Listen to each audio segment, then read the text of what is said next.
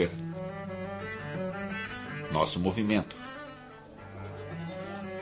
nossas habilidades, nossas vozes e palavras.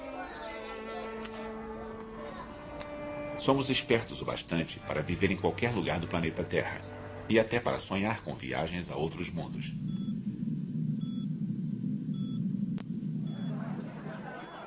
Mas como isso aconteceu? Por que somos tão singulares? Cientistas começaram a desvendar o mistério.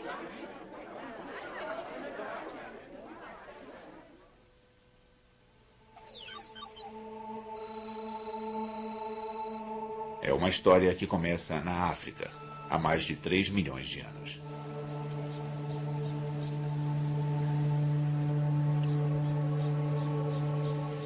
As selvas da África estão cheias de macacos primitivos. Seres que andam sobre 4 membros. Ninguém os chamaria de seres humanos. Mas há feras novas na área. Macacos que andam sobre apenas 2 pernas. Esta criatura nos dá um indício do nosso parentesco. E a espécie mais conhecida vem da África do Sul.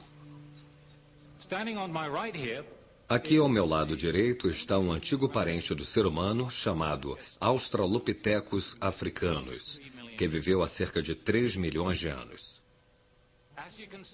Como podem ver, o nosso Australopithecus está de pé e tem as proporções do corpo bem primitivas, com braços relativamente longos e pernas relativamente curtas.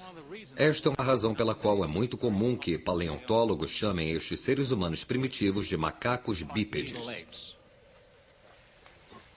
Os cientistas chamam isso de bipedismo. Começa com uma única família de macacos que carrega uma nova mutação genética. Genes que permitem que eles andem de um novo jeito. E floresçam. A evolução não é uma coisa que acontece por demanda. A evolução é um processo de seleção entre variações que surgem espontaneamente e sem uma razão particular.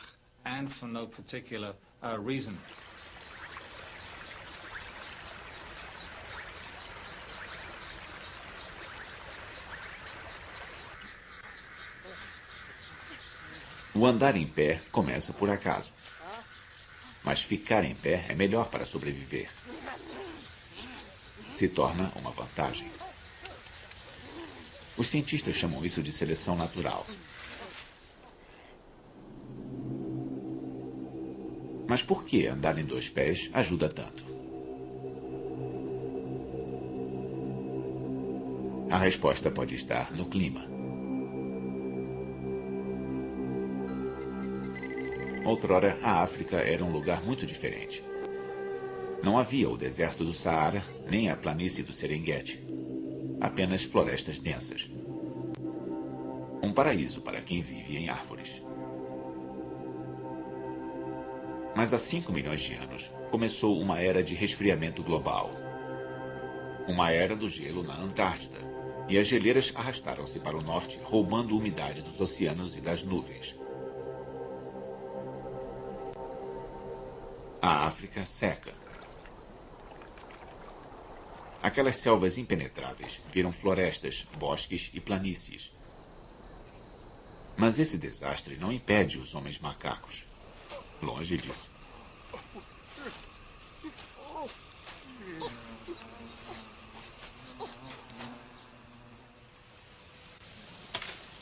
Pistas para o seu sucesso podem ser encontradas na África do Sul, em seus ossos fossilizados.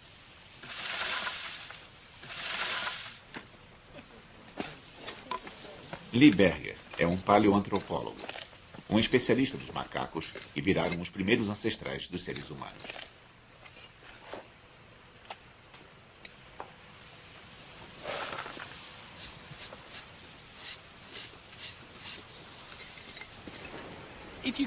Se a gente pudesse entrar numa máquina do tempo e voltar uns 3 milhões de anos, o meio ambiente em que nossos pequenos australopitecos viviam não seria muito diferente do que se vê à minha volta agora.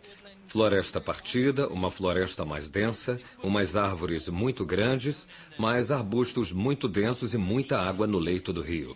Nossos homens macacos passariam os dias se deslocando nesse meio ambiente, colhendo frutas das árvores, retirando coisas comestíveis do solo. Essa é a história da evolução humana. Adaptabilidade em muitos lugares diferentes.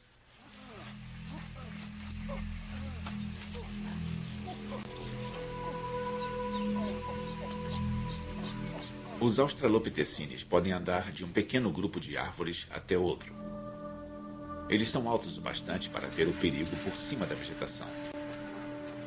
Estes esquisitos foram os sobreviventes. Mas a maior parte dos andarilhos, sobre 4 membros, não se adaptou. O encolhimento das florestas reduziu seu suprimento de comida e os deixou expostos aos predadores velozes nos limites da floresta.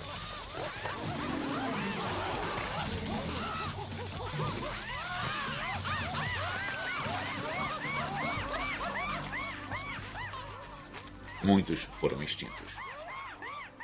Os australopitecines tomaram florestas no leste e no sul da África.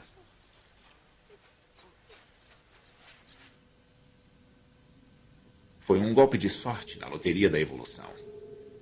E em 2,5 milhões de anos, há 4 espécies diferentes desses macacos em pé, se balançando e desfilando pela África.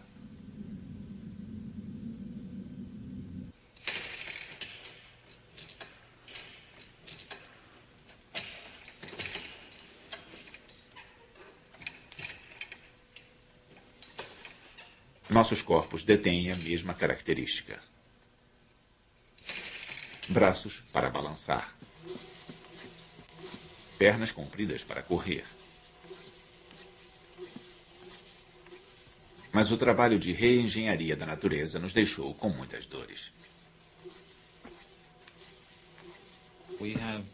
Nós temos pés chatos, joelhos que se torcem, costas doloridas e todo um legado disso, de pegar um esqueleto essencialmente quadrúpede, um esqueleto de 4 pernas e deixá-lo de pé.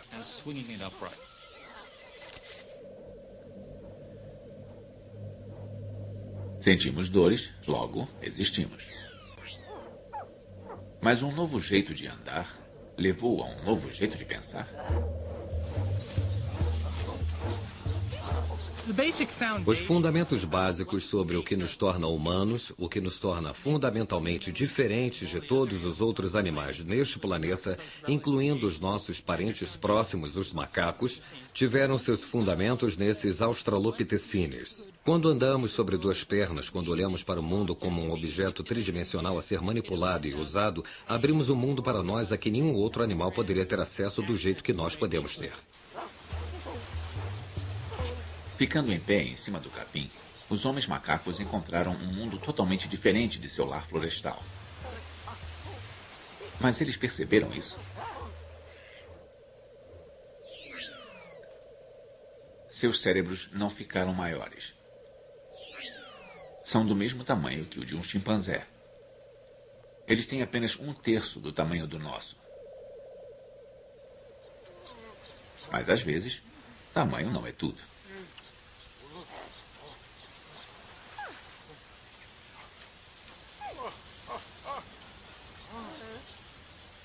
Na minha mão eu tenho o cérebro de um australopitecine e estamos tentando entender qual é a diferença entre este cérebro de australopitecine e o do chimpanzé. Esta área é uma pista-chave. Ela mudou para a parte de trás do crânio, deixando mais espaço na frente para o cérebro lidar com problemas novos. Isso permitiria ao animal reconhecer melhor os rostos, ter comportamentos sociais complexos, definir locais de alimentação, fontes de água. Na verdade, ele está expandindo a sua adaptação ambiental.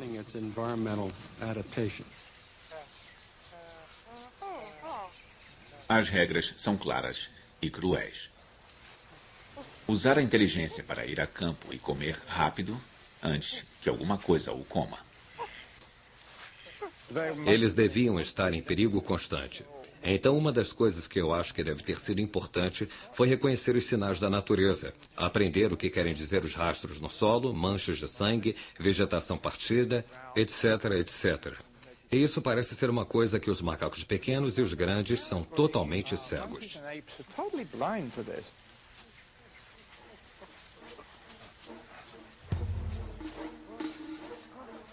Foi assim que nós começamos.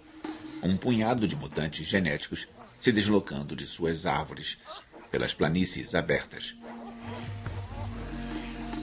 Uma aventura arriscada que leva a um novo tipo de cérebro em um novo tipo de corpo. E isto é apenas o início da história humana.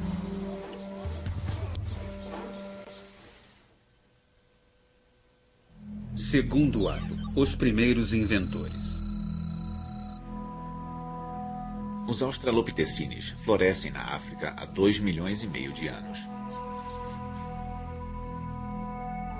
Um traço vencedor, nada ruim.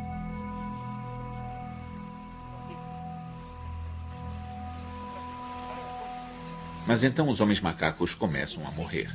E, de novo, eles podem culpar o clima.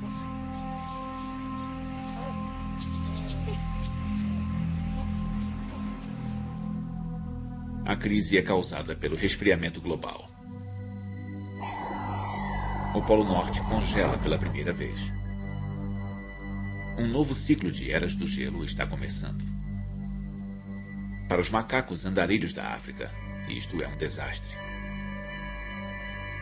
De novo na África, as florestas diminuem e os capinzais crescem. Para os australopitecines, atravessar os longos campos significa passar pelo corredor polonês de predadores famintos. Eles precisam de comida, mas eles são a comida. O desafio é antigo. Evoluir ou morrer.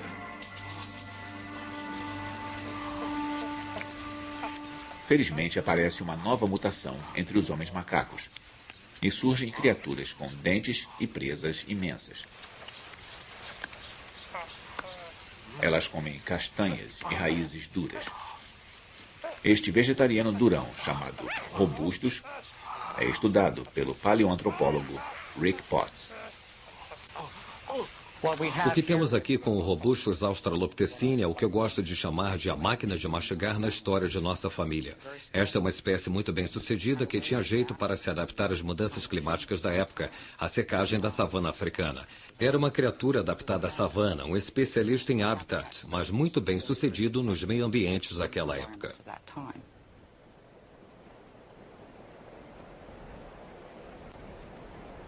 Eras do gelo fizeram da África uma montanha-russa de séculos secos e úmidos. Fica difícil a vida para os comedores de raízes quando as plantas morrem.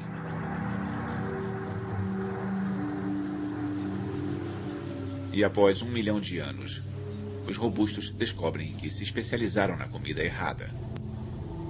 Eles morrem. Um beco sem saída evolutivo. Mas, por sorte, há mais de um jeito de evoluir para um homem macaco melhor. Quando os meio-ambientes mudam, há duas estratégias que podem ser usadas para a evolução dos animais. Uma é virar um especialista, se adaptar a uma faixa estreita e específica de habitats e condições, como a maioria das espécies hoje. O segundo modo é virar um generalista, que é expandir as opções da sua linhagem, diversificar o seu comportamento e ser capaz de viver em uma grande variedade de ambientes. Essa também foi uma estratégia bem-sucedida e importante, principalmente na evolução humana.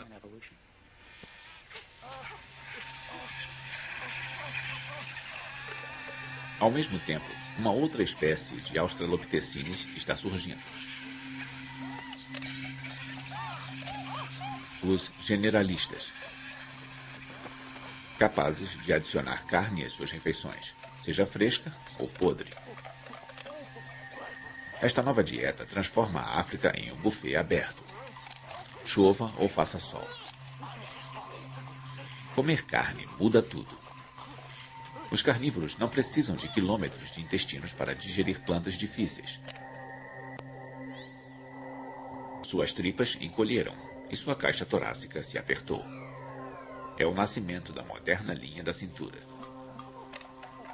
Este povo macaco está evoluindo para algo totalmente novo.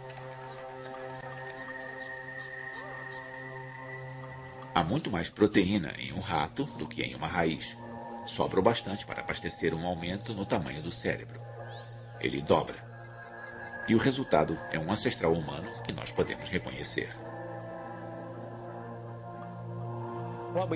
O que temos aqui é o Homo erectus. É o que eu gosto de chamar de a máquina pensante na história da nossa família. Então temos a máquina de comer e a máquina de pensar. E podemos ver que sua cabeça dá muito menos ênfase em comer os alimentos difíceis da savana que estavam disponíveis na época e é mais propícia a desenvolver um cérebro grande.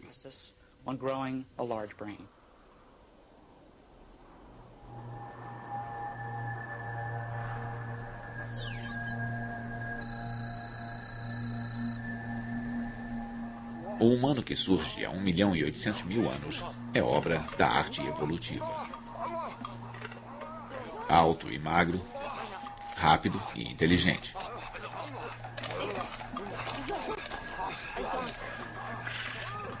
Um carnívoro que apoia-se em ferramentas para devorar suas refeições e em suas pernas quando os predadores tentam devorá-lo, fugindo mais rápido do que qualquer ancestral macaco.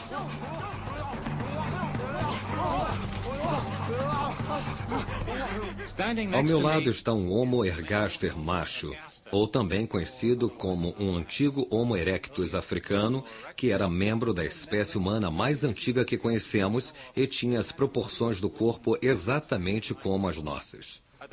Eles tinham cérebros relativamente pequenos, com apenas metade do tamanho do nosso, mas um rosto reduzido e, em geral, pareciam muito mais conosco do que seus antecessores.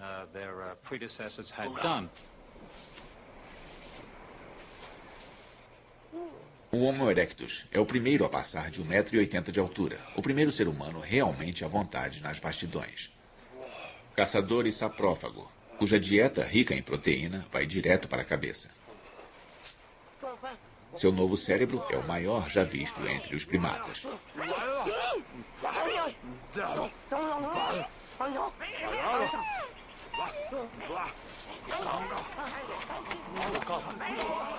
O erectus ganha um cérebro grande por acaso, graças à sua dieta.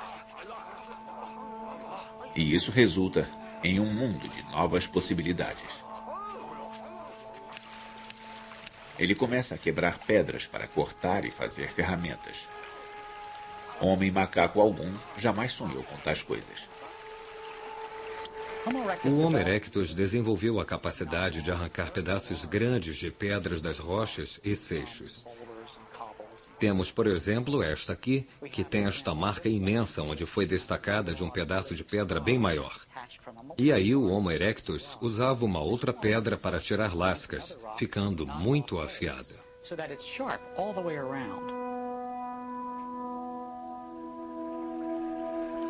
Este é o nascimento do homem tecnológico. Um ser que faz e usa ferramentas para estender seu alcance sobre o mundo. Com estas ferramentas de pedra, os primeiros humanos como o Homo erectus tinham a capacidade de fazer tudo o que os outros animais podiam fazer com os dentes.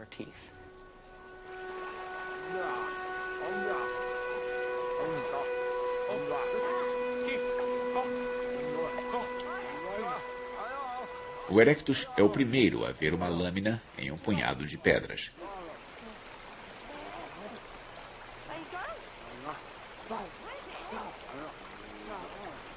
Para fazer essas ferramentas, o erectus teve que entender como as rochas se quebram. Habilidades que se apoiam em um tipo especializado de inteligência humana totalmente novo, de acordo com o antropólogo Stephen Maiden.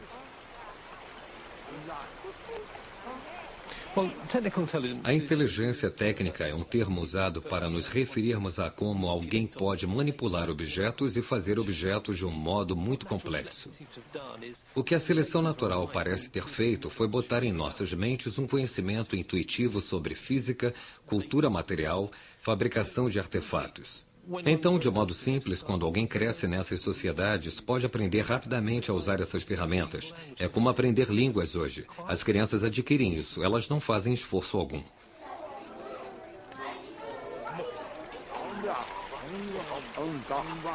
Podemos ver uma sombra de nós mesmos neste antigo prodígio das planícies africanas. Por exemplo, Seus machados de mão parecem ter sido feitos por destros. Nenhum outro primata favorece uma das mãos em detrimento da outra. Na minha mão eu tenho o cérebro do Homo erectus. Esta é a parte frontal do cérebro. Esta é a parte traseira do cérebro. E além do seu óbvio tamanho maior, os dois hemisférios não são simétricos. Ou seja, o esquerdo na parte traseira é levemente maior e ele é levemente maior à direita na parte lateral. Nós achamos que isto tem a ver com a capacidade de distinguir direita de esquerda e nos dá a primeira evidência de destros no registro fóssil. Nossos corpos ainda se apoiam nessa divisão direita e esquerda. Isso permite que executemos movimentos complicados e tenhamos pensamentos além de qualquer outro animal. Nós achamos que os dois lados do cérebro fazem coisas diferentes. Por exemplo, se eu tento escrever uma frase, provavelmente estou usando mais o meu hemisfério esquerdo do que o meu hemisfério direito. Por outro lado, se eu estou pintando um quadro e tentando dar emoção e contexto a ele, é muito provável que eu vá usar o meu hemisfério direito para conseguir isso.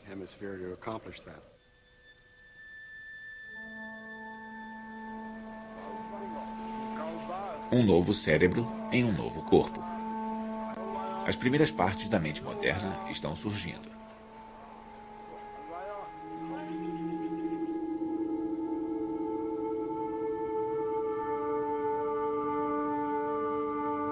Com o Erectus, estamos a mais da metade do caminho que nos separa dos macacos. Mas nós devemos uma outra nova habilidade ao Erectus, uma que vai mudar o mundo. Terceiro ato, a mente social. O Homo erectus apoia-se em mais do que ferramentas para sobreviver nas planícies hostis e famintas da África. Ele é parte do cardápio africano e descobre que está mais seguro em grupos. Mas se aproveitar disso, requer um novo tipo de inteligência. Ter uma inteligência social, ser capaz de trabalhar com sucesso com outros, dar atenção aos problemas dos outros e aos seus sentimentos e suas emoções é muito importante para um grupo social bem-sucedido. A inteligência social é todo um pacote de habilidades mentais que permitem que alguém sobreviva e compita com sucesso dentro de um grupo.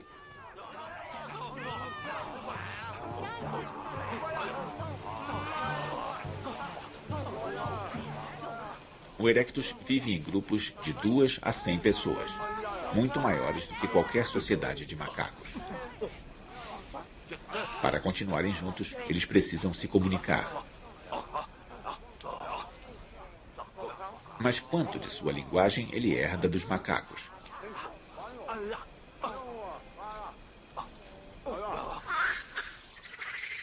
Para os macacos, grandes ou pequenos, os gritos eram usados para avisar sobre um perigo iminente ou para fazer propaganda de sexo.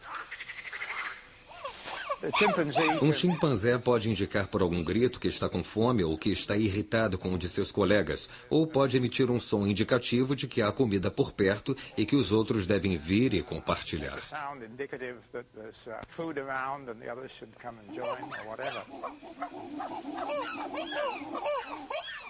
Os chimpanzés não formam frases com seus sons, nem contam histórias. Mas ainda há ecos da fala dos macacos em nossa linguagem de hoje. Quando rimos, choramos ou fazemos gestos, ou quando ameaçamos as pessoas, o fazemos tal como os animais fazem com o seu sistema de comunicação. É a sobrevivência e é extremamente que coexiste com a nossa linguagem.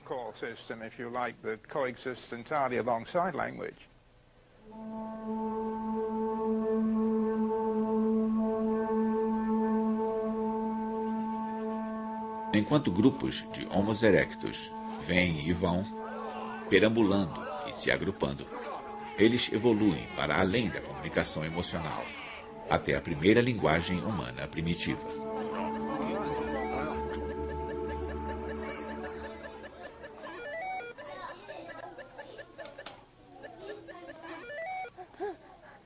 Alguns linguistas acreditam que podemos ouvir os padrões de discurso do Homo erectus ecoando nas vozes de nossas crianças mais novas. Como a maioria dos mamíferos, O Erectus e os filhos do ser humano moderno nascem com laringes altas. Isto restringe o alcance dos sons que eles produzem, causando o que chamamos de falar como criança. As crianças modernas crescem sem isso.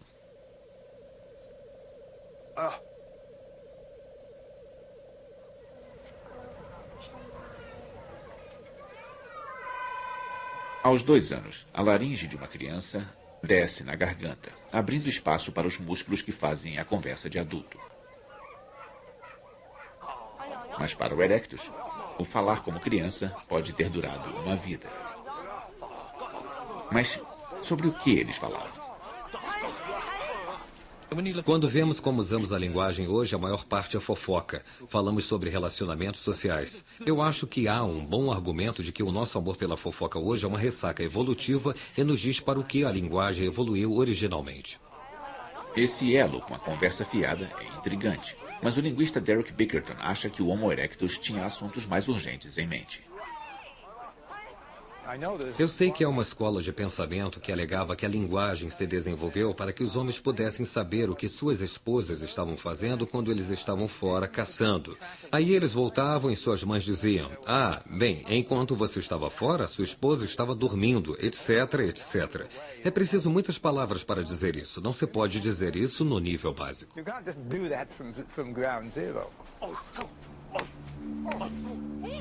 O Dr. Bickerton acredita que as primeiras frases humanas foram informações sobre onde o jantar estava sendo servido. Seria possível para um desses grupos de caça conseguir comida, trazê-la para os outros e contar como foi. É muito mais econômico se for resumido a uma palavra. Vocês podem vir com suas pedras e gravetos e afugentar as hienas. E pronto, comida para uma semana.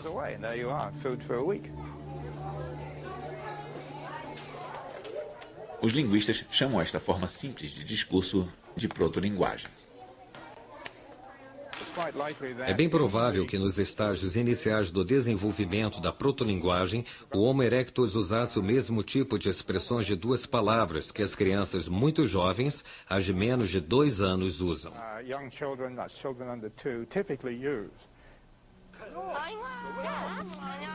Ferramentas de pedra e a linguagem simples dão ao Erectus uma vantagem evolutiva. Ele sobrevive por bem mais tempo depois de todos os homens macacos terem sido extintos.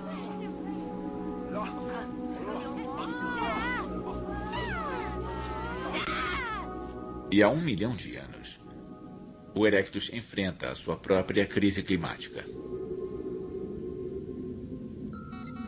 Uma grande série de eras glaciais, durando 90 mil anos de uma só vez, secou a África, criando as grandes savanas que conhecemos hoje.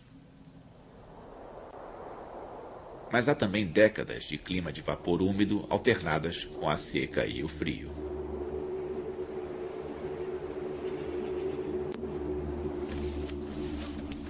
Quando o cardápio muda, o Erectus tem que escolher novos animais e plantas para comer.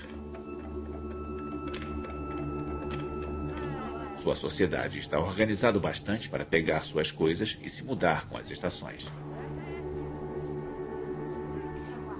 Eles são os primeiros nômades, seguindo grandes migrações de caças, se aventurando em território desconhecido.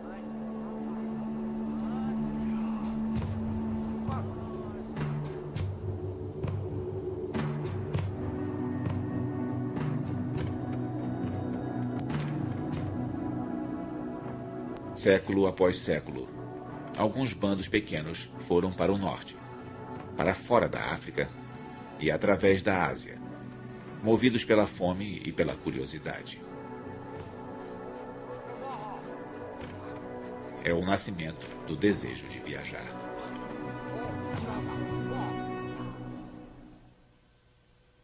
Quarto ato, o nascimento da primeira mente humana. Há 800 mil anos, o Homo erectus se tornou o primeiro humano a entrar na Europa, chegando pela Espanha. Mas enquanto o Erectus se expande e explora, a evolução humana sofre uma parada.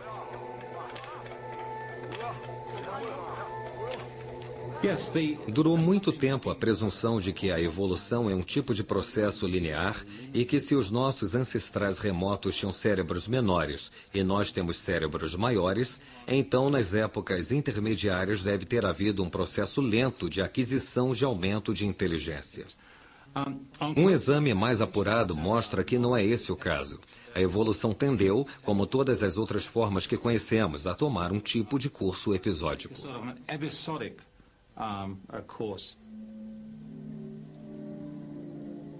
Com um cérebro da metade do tamanho do nosso, o Erectus é capaz de falar e de perambular. Mas ele faz as mesmas ferramentas pelo incrível período de 1 milhão de anos. Hoje, a tecnologia muda a cada dia. Mas para o Erectus, a inovação é literalmente impensável.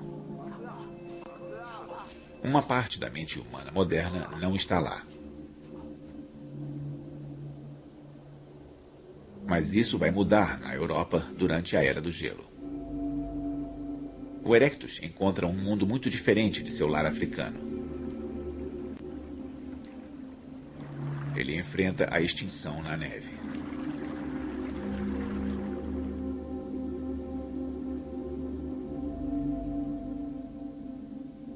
Mas aqui, a evolução entra em uma nova fase de criatividade.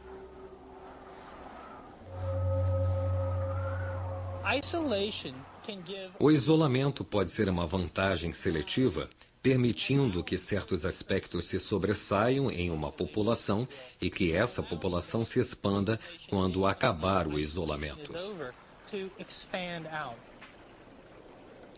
Há muito espaço na Europa para ficar isolado e para aparecerem novas raças de humanos.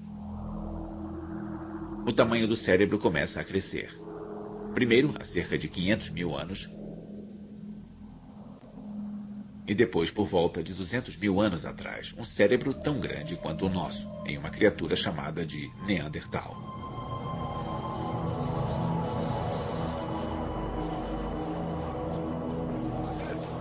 Hoje, frequentemente pensamos no Neandertal como um homem das cavernas rosnante e de andar pesado. Mas ele foi o rei da Europa na Era do Gelo, capaz de inovar e sobreviver no frio.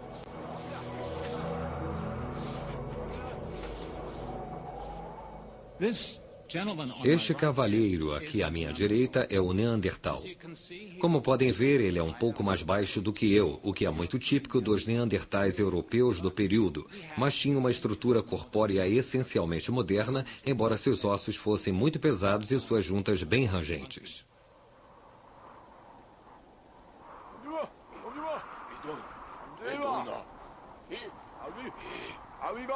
Os Neandertais são baixos e têm bom isolamento térmico, feitos para sobreviver no frio.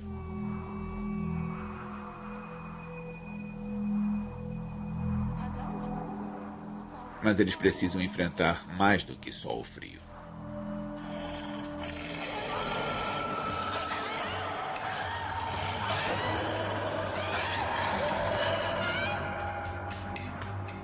Há evidências de que os neandertais caçavam as suas presas, em muitos casos, em espaços confinados.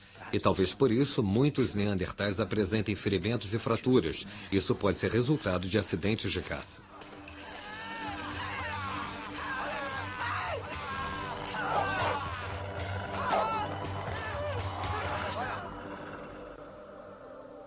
Mas como eles pensavam? Os esqueletos mostram muitas fraturas curadas, sugerindo que homens e mulheres com ferimentos terríveis podem ter sido mantidos vivos apesar de suas incapacidades.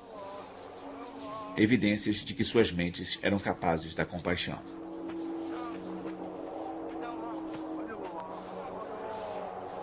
Outra pista do comportamento neandertal vem do formato de seus cérebros. Se olharmos o cérebro do Neandertal, todas as estruturas que vemos nele são quase exatamente as mesmas que vemos no cérebro humano moderno. Em outras palavras, não vemos diferenças essenciais entre o cérebro Neandertal e o cérebro humano moderno. Portanto, alguns acham que os padrões de comportamento Neandertal eram exatamente como os do moderno Homo sapiens. Mas nem todos concordam. Alguns suspeitam de que o pensamento neandertal era muito diferente do nosso. Eles possuíam uma mente fragmentada, de acordo com Stephen Mythen. Acho que os neandertais tinham o que chamo de mentalidade de domínio específico. Eles tinham inteligências independentes que não eram totalmente ligadas. Para os neandertais, podia ser impossível fazer uma ferramenta e sonhar acordado ao mesmo tempo. Eu acho que de muitas formas os neandertais eram melhores para pensar sobre algumas coisas do que nós somos hoje. Acho que seus poderes de concentração deviam ter sido imensos. Quando estavam fazendo as ferramentas de pedra, não se distraíam, eles só faziam ferramentas de pedra.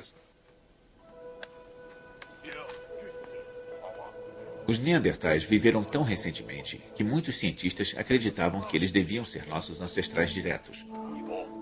Uma teoria que agora pode ser testada.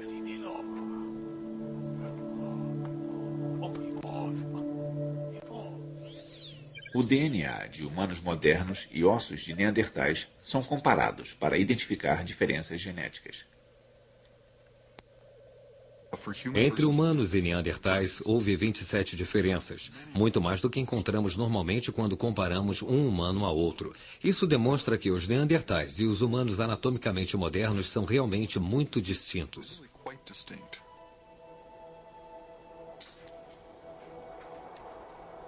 A velha teoria estava errada. Os neandertais não são nossos ancestrais diretos, mas são nossos primos.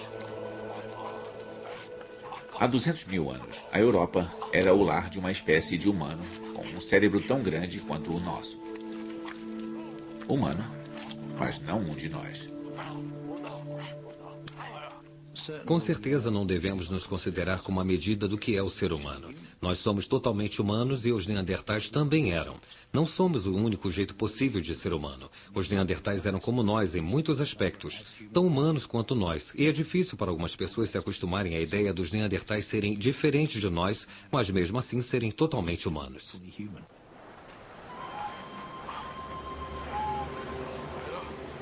Então, de onde veio a nossa espécie e por que nós evoluímos? Este é o próximo e maior enigma na história humana.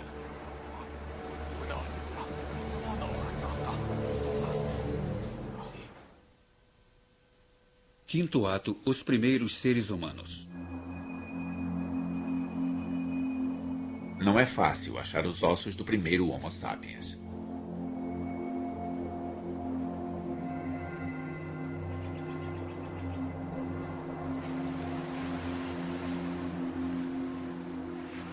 Até agora, a evidência mais antiga vem de uma caverna à beira-mar, perto da cidade do Cabo, na África do Sul.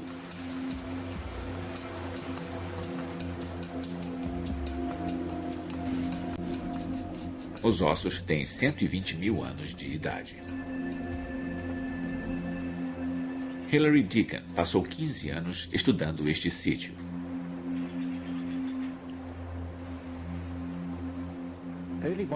Os primeiros humanos são diferentes de seus predecessores por terem uma testa muito mais vertical, por terem queixo e vários aspectos cranianos anatômicos. Talvez eu possa explicar isso mostrando alguns dos fósseis. Este fóssil aqui é de um tipo de humano arcaico. Este é o famoso crânio Kubwe de Zâmbia. E ele é muito robusto em toda a arquitetura facial, com a região das sobrancelhas muito robusta. E se o compararmos a um humano moderno, e este é um exemplo, aqui temos uma testa muito mais vertical e a região das sobrancelhas levemente desenvolvida. E este é um crânio muito mais esguio e muito mais gracioso.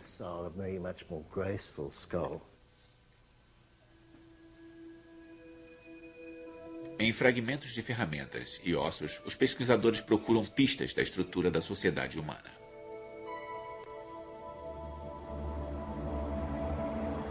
Esses humanos modernos usam ferramentas similares às inventadas pelos neandertais na distante Europa. Lanças e lâminas de pedra garantem uma dieta regular de focas, pinguins e peixes.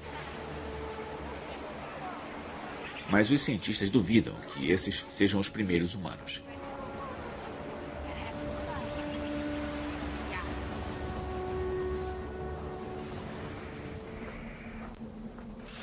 Até que ossos mais antigos sejam encontrados, o local de nascimento de nossa espécie é um mistério. Duas ideias surgiram. A primeira é chamada de teoria saído da África. Se for verdadeira, todos nós começamos aqui, em algum lugar das vastas planícies da África.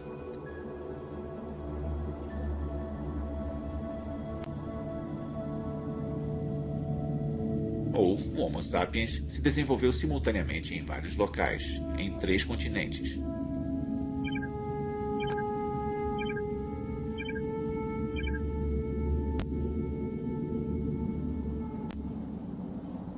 Por essa teoria, alguns neandertais na Europa evoluíram para formas modernas. Na Ásia, o Homo erectus também fez a transição para um cérebro maior.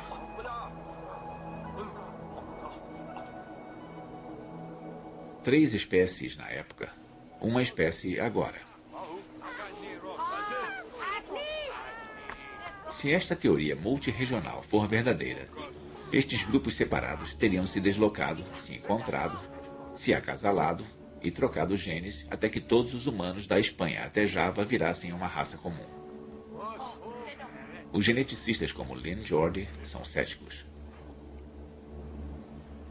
Um dos problemas reais da hipótese multirracial é que ela requer um número imenso de seres humanos na África, na Ásia e na Europa para permitir que o gene flua.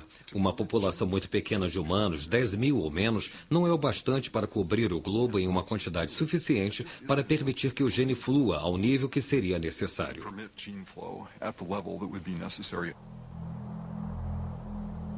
O mundo era grande demais e nossos ancestrais estavam muito espalhados. Mas novas evidências genéticas podem ser capazes de resolver o enigma de nossas origens e de explicar como um minúsculo grupo de ancestrais poderia ter sido a semente dos humanos que conhecemos hoje. Analisando o DNA de gente do mundo inteiro, os geneticistas podem calibrar um tipo de relógio evolutivo.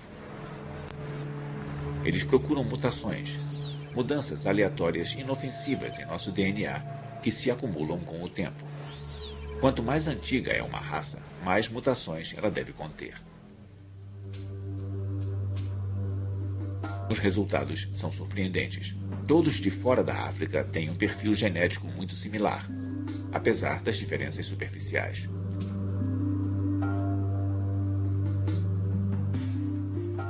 Mas o povo africano é diferente. Seu DNA contém uma variedade muito maior de mutações.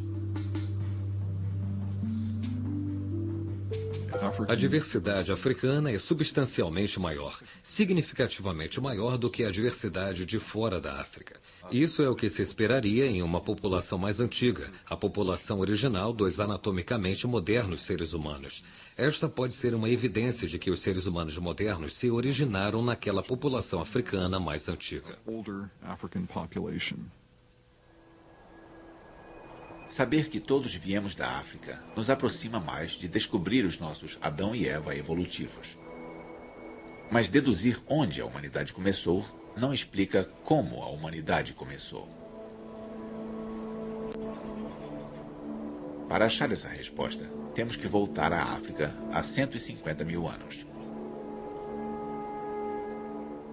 Há uma espécie humana primitiva aqui, descendente do Homo erectus. Estes seres são nossos ancestrais diretos. Eles evoluíram porque encontraram sérios problemas.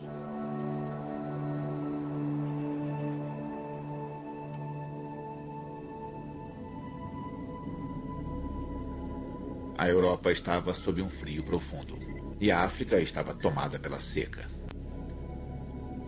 Os desertos hostis se espalharam, criando barreiras que nossos ancestrais não podiam ultrapassar. Bandos ficaram presos e isolados nos litorais e em pequenas comunidades florestais. Os geneticistas suspeitam que ocorreu uma nova mutação que mudou tudo. O que tornou os modernos humanos especiais tem a ver com as nossas habilidades mentais. E isso foi provavelmente um novo fato mutacional que aconteceu. E aconteceu em um certo lugar e em um certo tempo. E aí, provavelmente, houve essa pequena mudança genética. Uma mudança acidental em uns poucos genes pode mudar radicalmente o modo como as pessoas vivem e pensam. Seria uma mudança na tecnologia básica que eles usavam, talvez uma mudança no sistema social e, é claro, também pode ter sido uma mudança na biologia, na forma do corpo, ou talvez até uma mudança no modo como o cérebro operava.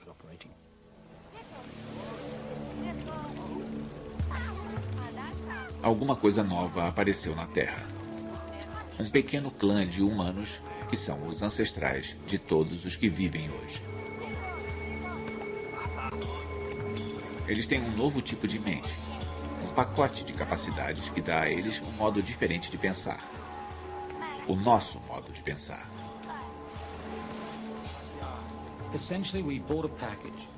Essencialmente, nós compramos um pacote. Exatamente o que era esse pacote, nós não sabemos ao certo. Mas ele tem muitas dimensões que ainda estamos descobrindo. Hoje você pode falar em computadores, sinfonias e foguetes à lua, esse tipo de coisa. Amanhã pode haver outras coisas de que você poderá igualmente falar que ainda não inventamos. O que nós temos é uma capacidade e ainda estamos explorando os limites dessa capacidade.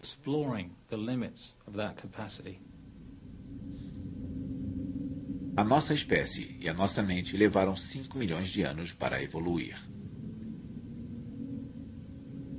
Durante a maior parte da história, fomos homens com aparência de macacos. Mas então, quase no último minuto, os primeiros humanos realmente inteligentes aparecem como neandertais e, um pouco depois, como nós mesmos. Os primeiros Homo sapiens são a mais jovem das espécies humanas. Mas eles não estão sozinhos. Na Europa, os neandertais continuam sua luta para sobreviver na Era do Gelo. Na Ásia, o Homo erectus ainda está se fortalecendo.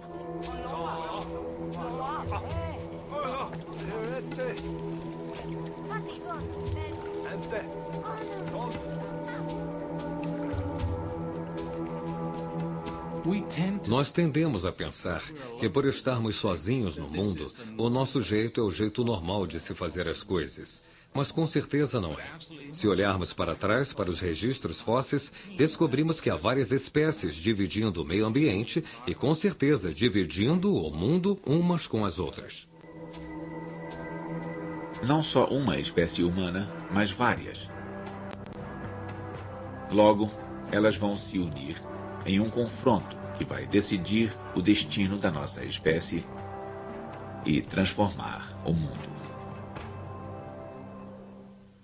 Versão brasileira MG Studio.